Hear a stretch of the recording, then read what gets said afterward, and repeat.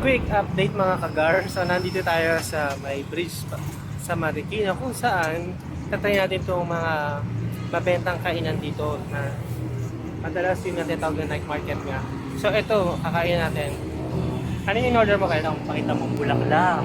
Bulaklak yung order ako, sa safe lang ako. Ito. Tapos next time, nabalik namin, biyahe namin sa Rizal ulit.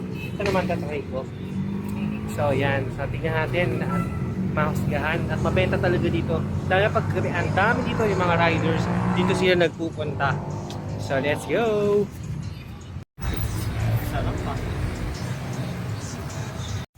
May pasabaw pa guys, may libreng sabaw. Tayo na tayo mamaya. Makakaupo naman tayo magdamag eh. Oo, dito na lang. Para ma-experience natin. Dito na lang tayo kakain guys. Dapat doon sa mga may table doon. Pero try natin dito. So, ito na yung order natin guys. Let's go! So, ito na yung order ni Michael.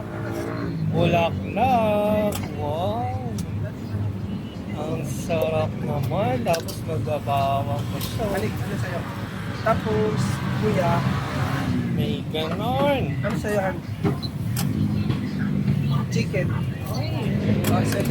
Tikman na yan, Kel. Yum yum. Tingnan natin. Kain po tayo. Ay, may pakalamansi pa. Tingnan natin. First bite. Halika na. Balita, Kel. Alam mo naman ang Pares pala siya. bulaklak ko. Maalat, hindi.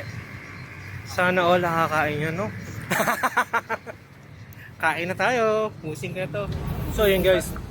Tapos na ako kumain. So, for only 160 pesos, so na kami yung dalawa ni Michael. With extra rice pa siya. No, Kel? Mura-mura.